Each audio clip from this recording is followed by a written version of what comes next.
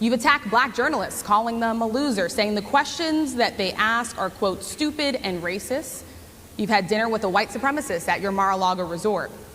So my question, sir, now that you are asking black supporters to vote for you, why should black voters trust you after you have used language like that? Well, first of all, I don't think I've ever been asked a question in such a horrible manner. First question. You don't even say, hello, how are you? Are you with ABC? Because I think they're a fake news network, a terrible network. And I think it's disgraceful that I came here in good spirit.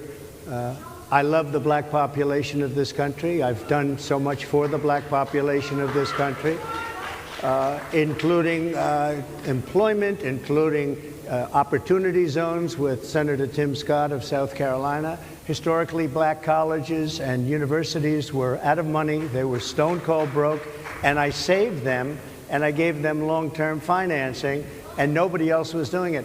I think it's a very rude introduction. I don't know exactly why you would do something like that. And let me go a step further. I was invited here, and I was told my opponent, whether it was Biden or Kamala, I was told my opponent was going to be here. It turned out my opponent isn't here. You invited me under false pretense. He said the Democrats running the country are a bunch of childless cat ladies who are miserable at their own lives and the choices they've made. And so they want to make the rest of the country miserable too. He is very family oriented, and he thinks family is a great thing. That doesn't mean he thinks that if you don't have a family, it's not. I know people with families. I know people with great families. I know people with very troubled families.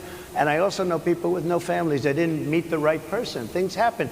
You go through life, you don't meet the right person. But he's not just talking about families here. And he also some says of those that people that don't have children should get less votes than those that do. I'm just speaking for myself. Is that your and I think position? I'm speaking for him too. He strongly believes in family, but I know people with great families. I know people with not great families that don't have a family, and the people without the family are far better. They're superior in many cases, okay? He's not saying they're not. What he's saying is that he thinks the family experience is a very important thing. It's a very good thing. Do you think the Republican Party is getting a little bit too judgy about people's lives when you think about abortion or when you think about what J.D. Vance is saying? I don't think, look, I think that the Democrat Party is really the one that has the problem. I think they're radical on abortion because they're allowing abortion in the 9th month. They're allowing the death of a baby after the baby is born, based on the governor of Virginia. Based on the governor of Virginia, they're allowing the death of the baby after it's born. They're allowing abortions in the 8th and 9th month. Well, Democrats have denied. I think they're right.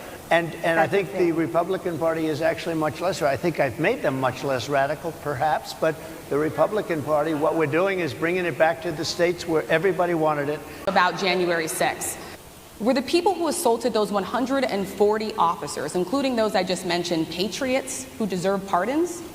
Well, let me bring it back to modern day. Like about 5 days ago, we had an attack on the Capitol, a horrible attack on the Capitol. You saw the people that were protesting and spraying these incredible monuments, bells, lions, all these magnificent limestone and granite with red paint, red spray paint, that will never actually come off, especially in the limestone. It will never, I'm a builder, I know about this stuff.